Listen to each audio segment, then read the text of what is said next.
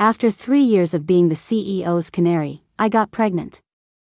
Just as I was packing my bags to run for it, Richard somehow found my pregnancy test in the trash. His face was dark, his voice as cold as ice. "Whose bastard is it?" A chill ran down my spine. I looked at his bloodshot eyes, terrified. I remembered what he'd told me 3 years ago. "I have a low sperm count. Saves you a lot of trouble." Richard's hand shot out and clamped around my neck. He gritted his teeth. "I'd love to see who has the guts to use my home as their nesting ground."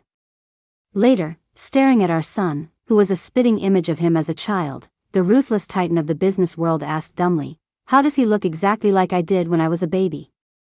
My period was over 2 months late, so I bought a pregnancy test out of curiosity. Staring at the 2 bright red lines, I finally understood what curiosity killed the cat really meant. After half an hour of shock, I clung to the hope that the test might be faulty and took a cab to the hospital. When the doctor said, "Congratulations," my heart sank completely. A kept woman getting pregnant? It was the ultimate taboo. Forget my job, I might not even be able to keep the baby. But then I thought about it, I'm already 26. And the father's genes are top tier. I decided to keep the baby. If I just told Richard the first was quitting, he would definitely dig for the real reason. The baby would be discovered for sure. So, I decided to disappear quietly. Conveniently, Richard was on a business trip in Southlake for a few days.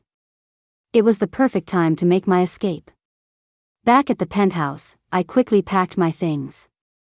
I was just about to stuff a silk nightgown into my suitcase when Richard, who was supposed to be in Southlake, walked out of the bathroom. His face was a thundercloud. In his hand was my pregnancy test. His voice was like ice. "Whose bastard is it?" I froze, staring in terror at his bloodshot eyes. His words from 3 years ago echoed in my head. "I have a low sperm count. Saves you a lot of trouble." Yes, Richard had a low sperm count. That's why, in our 3 years together, we never used any protection. At the time, I thought I was lucky I didn't have to take any pills that could mess with my body. But low sperm count doesn't mean no sperm at all. Seeing me silent, Richard lunged forward and grabbed my throat, his voice a furious hiss. "I'd love to see who has the guts to use my home as their nesting ground." Richard didn't kick me out, and I didn't lose the baby. Instead, I became his canary in a literal sense, caged and watched. He was furious. I wasn't allowed to leave the apartment or see anyone. He even assigned me 10 bodyguards. That's right, not 1. 10. 10 broad-shouldered, narrow-waisted, long-legged handsome men in suits and sunglasses who never left my side. I spent my days looking at these 10 handsome guys, and while I enjoyed the view, I did feel a little guilty. After all, cheating in your head is still cheating. After 2 weeks of my luxurious confinement, I had an unexpected visitor. Looking at the elegant woman in front of me who claimed to be Richard's mother, I instinctively covered my stomach in fear. Rich families are notorious for hating illegitimate children. "You're Anna."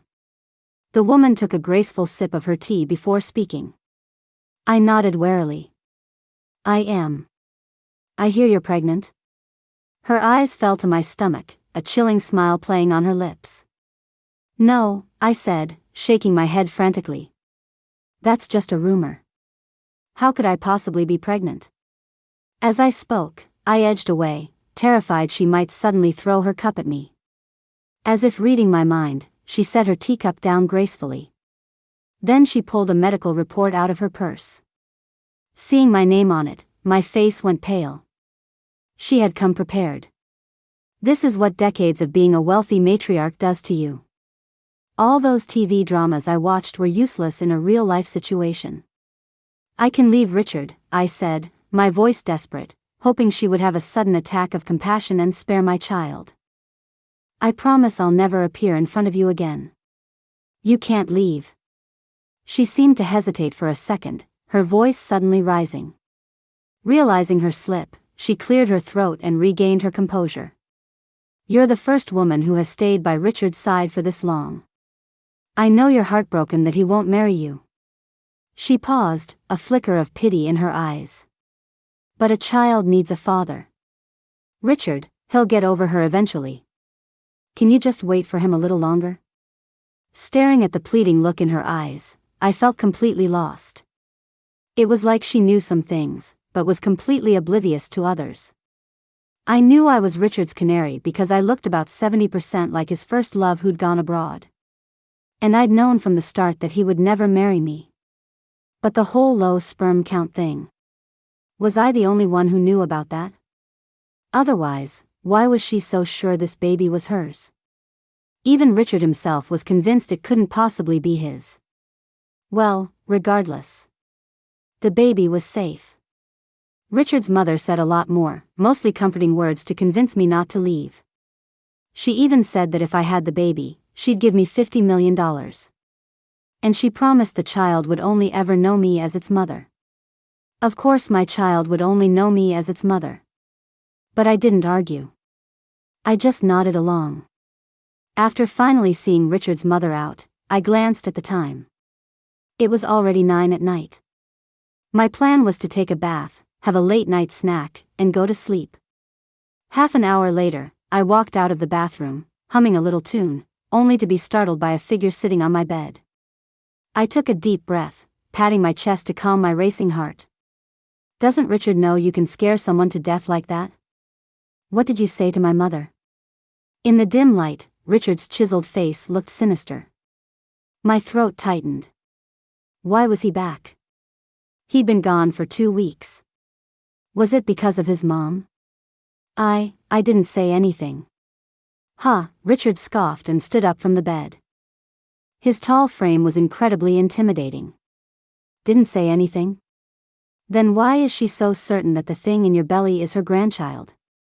His gaze suddenly dropped to my stomach. I instinctively took a step back, shielding it with my hands. "What? Afraid I'll kill it?" He leaned in, his dark eyes level with mine. The smile on his face didn't reach his eyes, and it sent a shiver down my spine. "No," I said, forcing myself to meet his gaze. "You wouldn't hurt it." He laughed.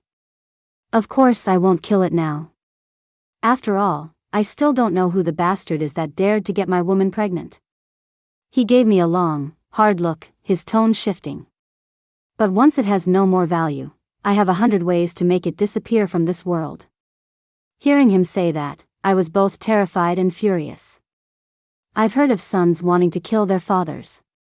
This was the first time I'd seen a father wanting to kill his own son. What an eye-opener. "Have you ever considered that this baby might be yours?" I asked tentatively. If there was even a shred of a possibility that he wanted this child, I would tell him the truth without hesitation. "Anna." My words seemed to have struck a nerve. He suddenly grabbed my face, his grip vicious. The violent rage swirling in his eyes made me go cold. "Cheating on me is one thing, but now you want me to raise some other man's kid?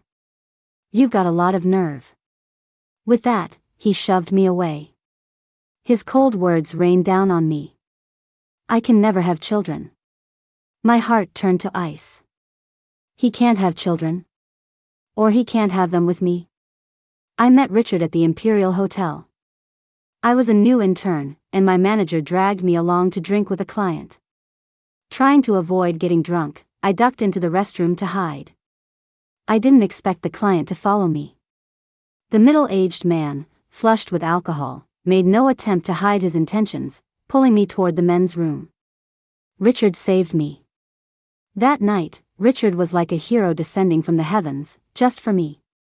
I was so grateful. The client, furious at being thwarted, threatened me with our contract. My manager blamed me for everything and told me to go to the client's room to personally apologize. Going up there wouldn't be an apology, it would be throwing myself into a lion's den. I refused. And so, I lost my first job. As I was leaving the hotel, I ran into Richard again. He was smoking in the dim light of the evening, his tall, imposing figure exuding a strange sense of loneliness. I ran up to him, wanting to thank him again. Before I could speak, he glanced down at me. Then he said something shocking. "Be my mistress. $50,000 a month." Honestly, my first instinct was to curse him out. But then I looked into his dark eyes, which seemed to hold nothing but a vast emptiness. I hesitated. After thinking it over for a full minute, I accepted his offer. After all, for someone like me from a state school, making that kind of money was next to impossible. Especially after my first taste of workplace harassment, I was already over the whole 9-to-5 thing. Besides, with a face like Richard's, I wasn't exactly losing out. That night, I signed a contract to be his canary. I found out I was his only mistress. I'd assumed I'd be at least number 4 or 5. I also learned about his low sperm count. Suddenly, I felt like I'd hit the jackpot. Rich, handsome, and sterile. He was the perfect, worry-free arrangement. Even though I was his kept woman, Richard wasn't like the sugar daddies you see on TV. He was almost too good to me. He bought me all sorts of gifts and always respected my opinions.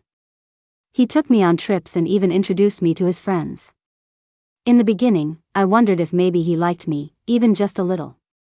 Then I found out I was just a stand-in for the one that got away. I knew that one day, Richard would discard me. So, over the years, I guarded my heart carefully and simply enjoyed the good things he gave me. Richard was the perfect man. Especially in bed. He always knew how to drive me wild. Sometimes, I even suspected he was the one serving me, not the other way around. But a man that good could also be crueler than anyone else when he was pushed. Ever since he found out I was pregnant, Richard stopped sleeping in the same bed with me. I guess he thought I was dirty. The pregnancy was making me incredibly sleepy. One morning, I was still deep in my dreams when Maria, our housekeeper, woke me up. I thought she was waking me for breakfast because she was worried I'd be hungry. Instead, she told me to get up and watch Richard eat breakfast. As I watched Richard elegantly eat his lavish meal, I shot a resentful look at Maria. She just closed her eyes and shook her head. I was so frustrated. What new kind of punishment was this? Was he trying to starve me and the baby to death? I couldn't take it anymore. I called out to him softly. "Mr. Miller, I'm hungry." I used to call him Richard or some other silly nickname. But on the day he found out, he fiercely warned me never to call him by his name again.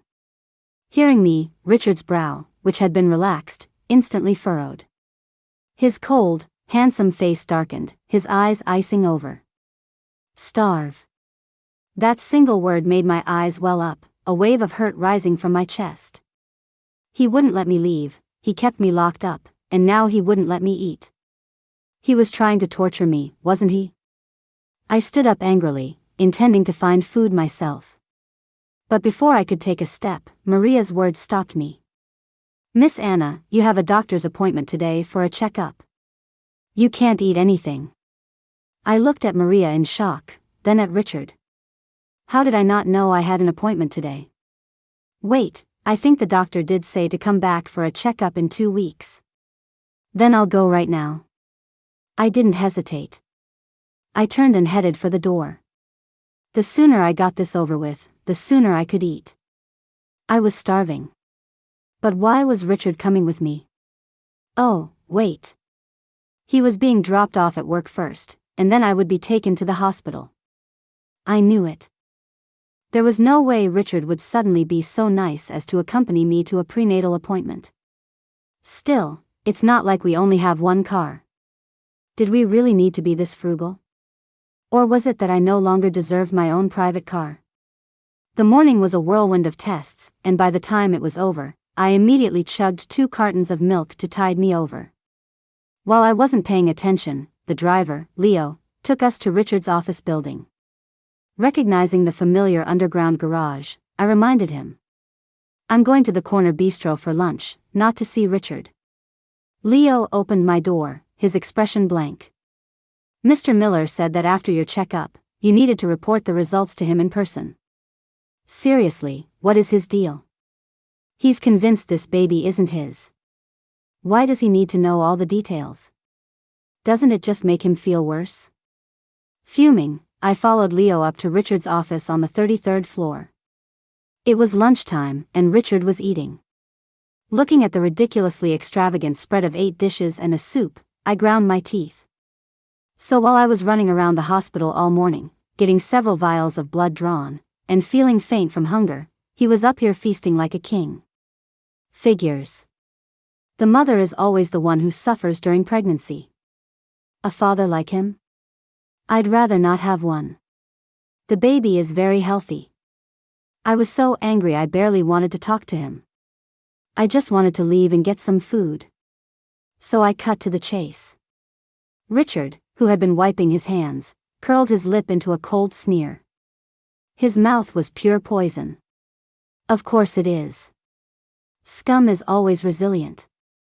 I should have been furious, but the thought of him insulting his own child just made me feel defeated. I took a deep breath, not wanting to say anything more. I turned to leave. But Richard called me back. Come here.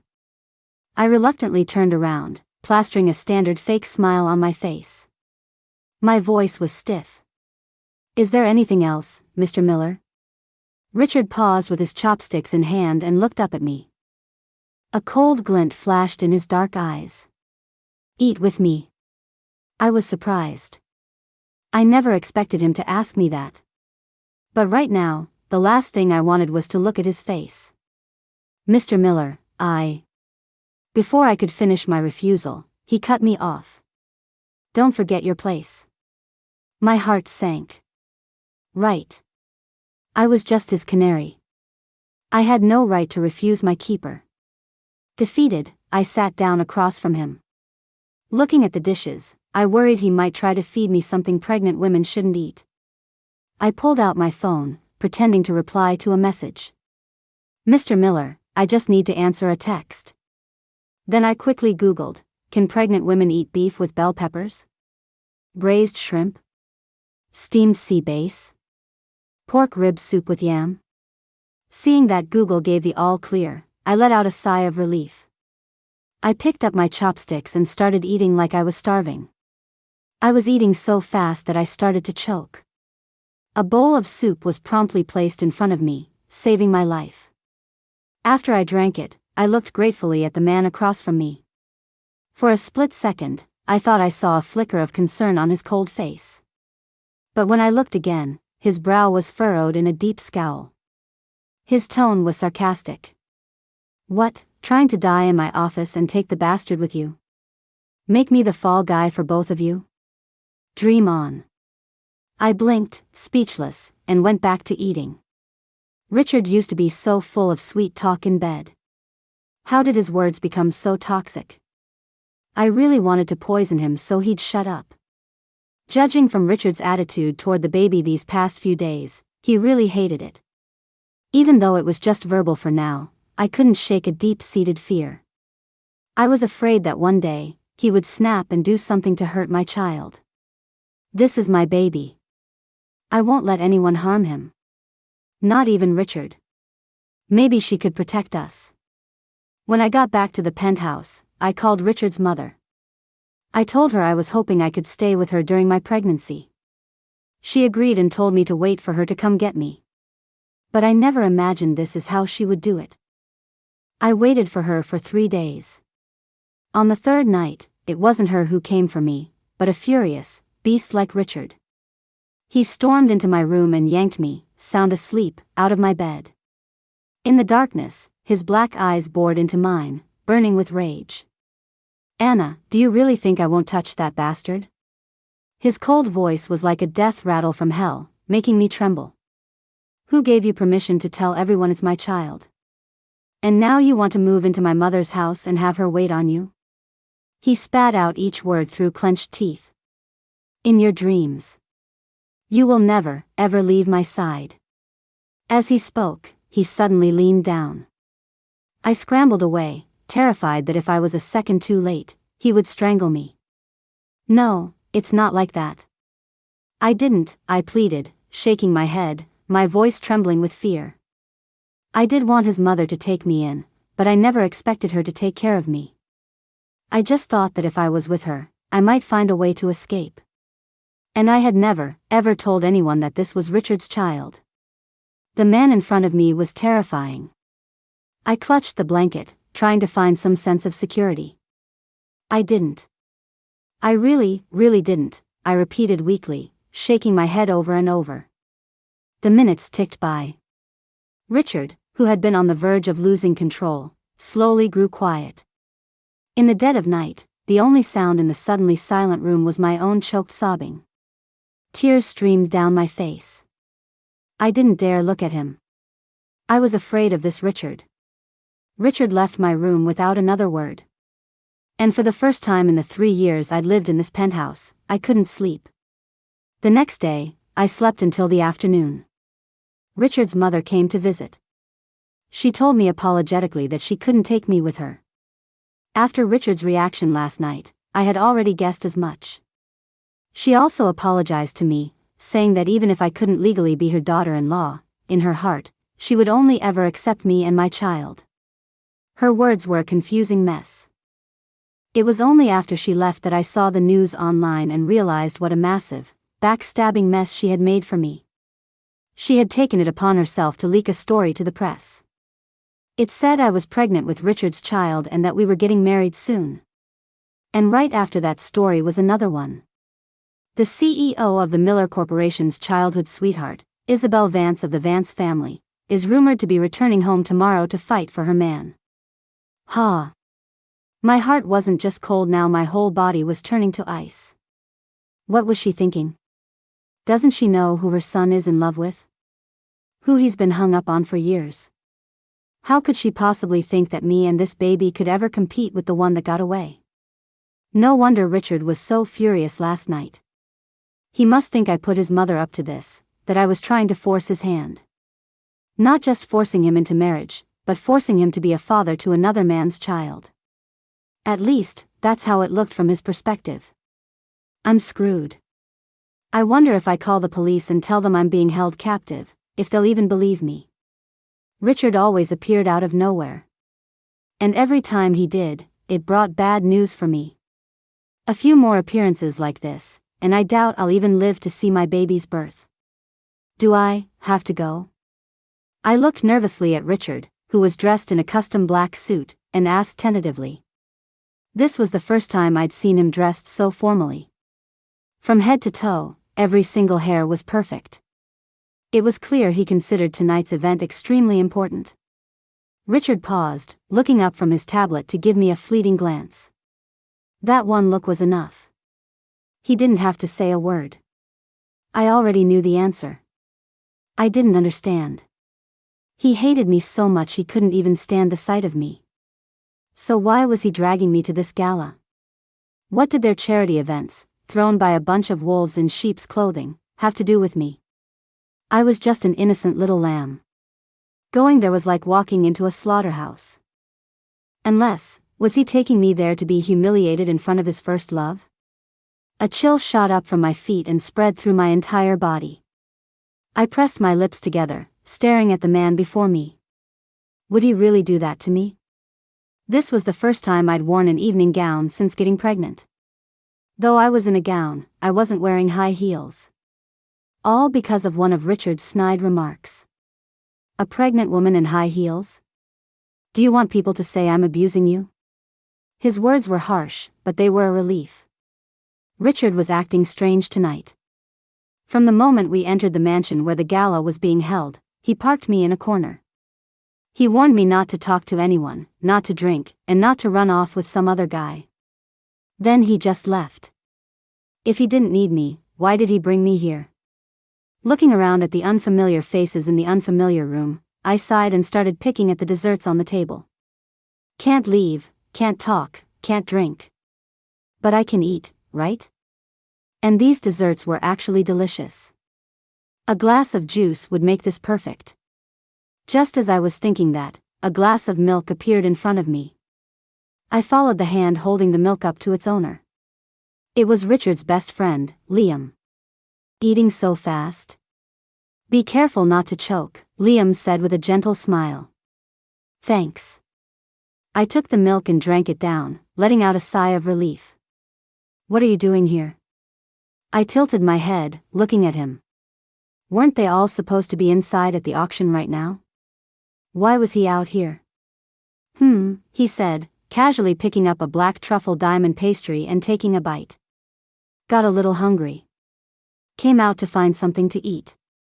It was clearly an excuse. But since he didn't want to say, it would be rude to press him. I just grabbed another dessert. How have you been lately? He asked casually. I thought for a moment and nodded. Yeah, pretty good. Actually, not that great. But Richard had told me not to talk nonsense. I felt his gaze travel over me from head to toe. Then I heard a low chuckle. I can tell. I froze, not understanding for a second. Then I remembered Richard's look when I had first tried on the dress earlier. My face instantly burned. It's because I'm pregnant, I explained, annoyed. I'm not getting fat. It was true. At 3 months pregnant, I'd gained about 10 pounds. It was evenly distributed, but for someone who had always been strict about my weight, it was definitely noticeable. I see, Liam said, nodding thoughtfully. Richard always said you were too thin. He thought you'd look better with a little more weight on you. Looks like he was right. Can we please chat without bringing up Richard? We chatted for a few more minutes before Liam's playful eyes suddenly lit up. He said he had to go and then dashed off.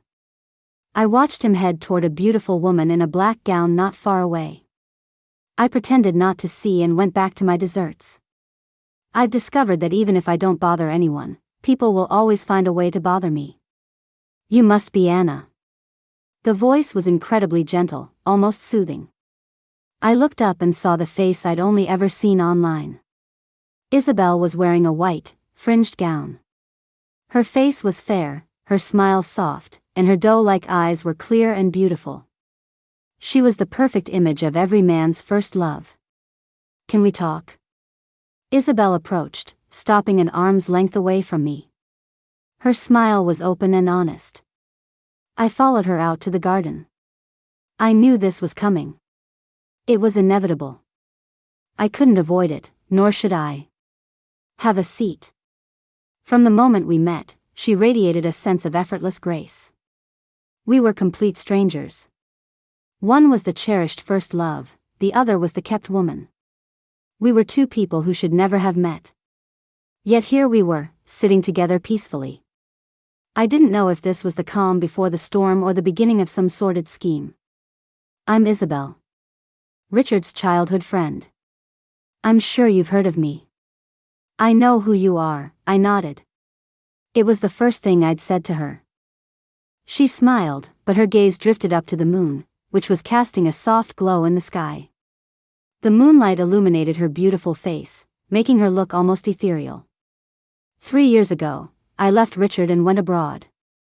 Not long after, he found you. Her gentle voice drifted through the air. I listened quietly. I know he was angry with me. Angry that I didn't stay for him.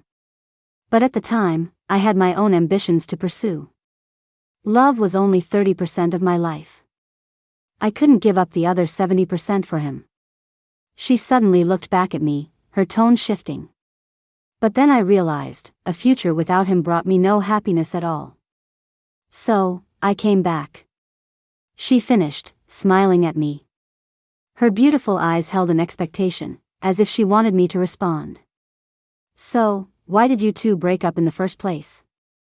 She didn't expect that question. Her smile froze, and her usually composed eyes flickered. You can't blame me for asking. I was just too curious. A rich, handsome, and available boyfriend, if they were still in love, what could possibly make them break up? The once confident Isabel suddenly became hesitant. After a few breaths, she finally spit it out.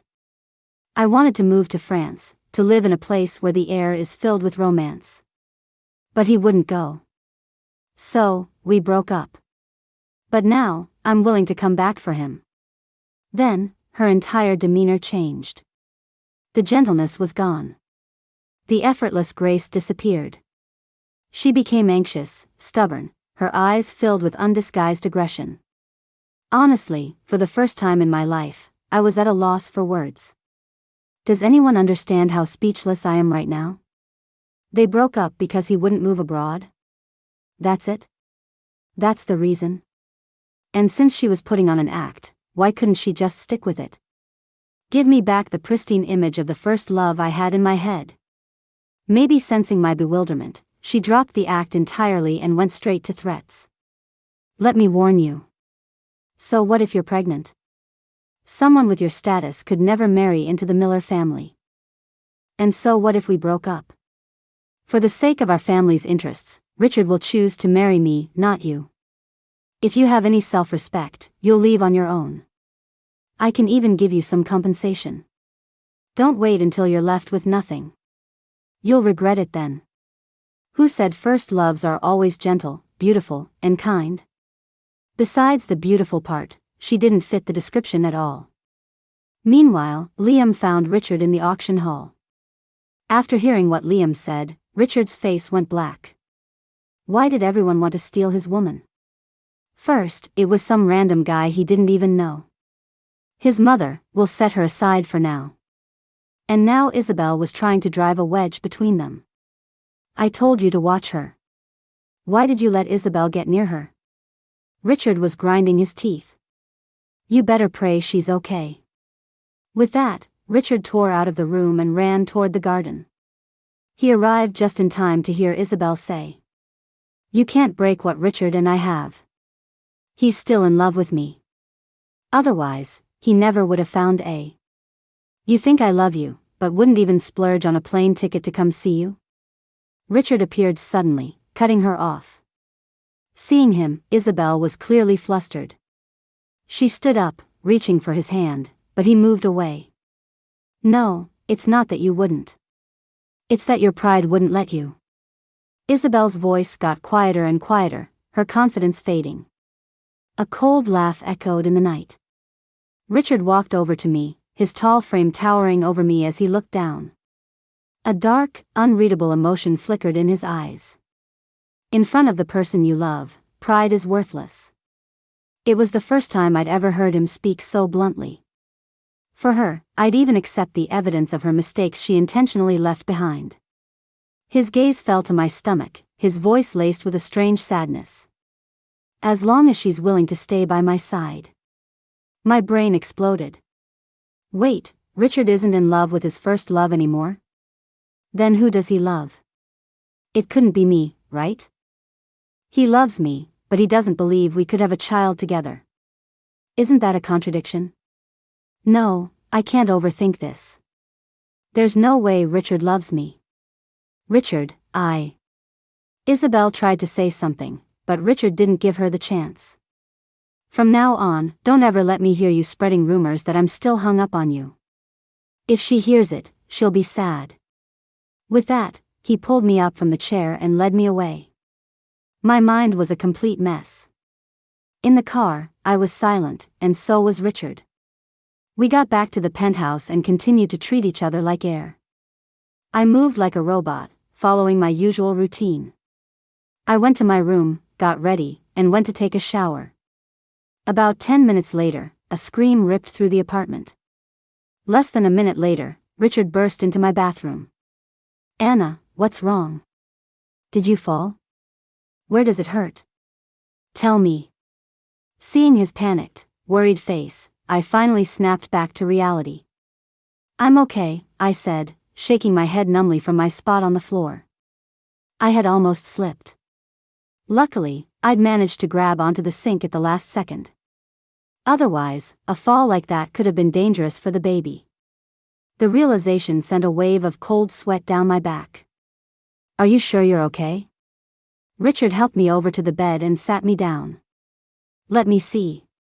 He examined me like I was a priceless artifact, checking every inch from every angle. Once he was certain I was unharmed, Richard's worry vanished, replaced by a deep frown. He started yelling at me. "Anna, are you trying to kill yourself? Who taught you to shower without shoes? If you want to die, fine, but don't take the baby with you. The baby is innocent." With that, he turned to find some slippers for me. Watching him kneel on the floor to put the slippers on my feet, my eyes stung. Tears started to fall, and I couldn't stop them. Noticing I was crying, Richard panicked.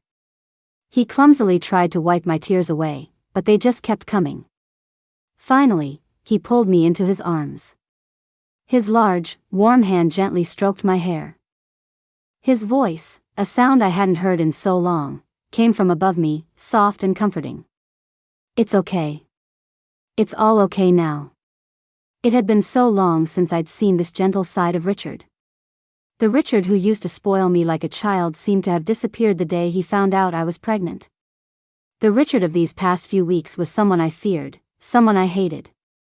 I didn't like that Richard. I missed the old one. So, seeing him worried about me again, caring for me, being so gentle, all the pain and fear I had bottled up inside me came flooding out. I wanted to demand why he had treated me like that. I wanted to ask why the old him had disappeared without a word. I don't know how long I cried. But I know I cried for a very, very long time. If Richard hadn't said that crying too much was bad for the baby, I probably would have cried myself to sleep. So much happened that night. I should have had a restless night, but I ended up having the most peaceful sleep since I found out I was pregnant. Because Richard slept with me. We both tacitly agreed never to bring up what happened that night again. After that, Richard's attitude toward me changed again. He moved back into my room. He said he was afraid I'd die in the bathroom one day and no one would know.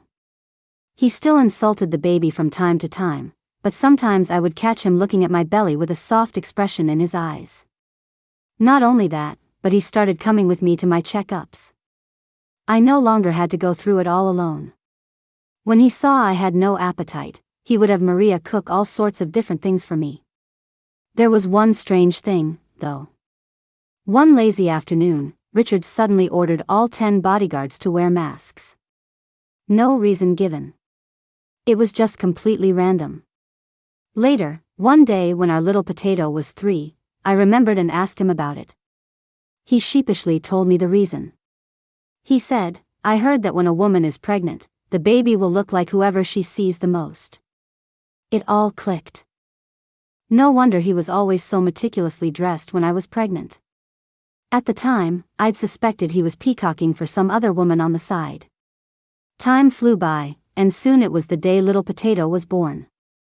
It's actually a funny story. That day, Maria and I were in the garden digging up potatoes. On my very first try, I pulled up a vine with almost 10 potatoes on it. I got so excited that my water broke. By the time I got to the hospital, Richard was already there waiting for me. Before they wheeled me into the delivery room, I made him promise he wouldn't bury little potato. Yes, that's how casually I named my son. Richard had no idea what I was talking about, but he promised anyway. Finally, I was wheeled into surgery, my mind at ease. When I came out, the first thing I asked was, "Where is my little potato?" Richard quickly had Maria bring the potato over. The moment I saw that small, round potato, I burst into tears, sobbing so hard I could barely breathe. They almost had to rush me back into surgery. In the end, it was Richard's mother's words that saved me. She looked at me with pity in her eyes and said, "Anna, dear, let's not cry. Little Richard will be sad if he hears you." Then, she placed little potato in my arms. My sobs finally subsided. I started stroking the tiny person in my arms. I whispered gently, "Little potato, I'm mommy. Say mommy." That's when they all realized who little potato was. Newborns are all wrinkly and red. Richard didn't want to even look at him. And I didn't want him to. This was my treasure. But a week later, he took one look at our son and froze. The ruthless titan of the business world asked the dumbest question I've ever heard. He said, "Little potato, how does he look exactly like I did when I was a baby?" Richard's mother was the first to speak, laughing. What a silly thing to say. Sons look like their fathers. That's normal. When you were born, you looked just like your dad, too. Richard didn't hear the rest of what she said. As soon as he heard sons look like their fathers, he dropped to his knees beside my bed. Tears welled up in his red-rimmed eyes. His voice choked as he said to me, "My love, I was wrong." Of course, I wasn't going to forgive him that easily. So, for my revenge, I made him chase me for 5 years before I finally agreed to marry him. And of course, we're happy. Because when two people who love each other get to be together, it's not something to be taken for granted. When you finally have it, you should celebrate like crazy.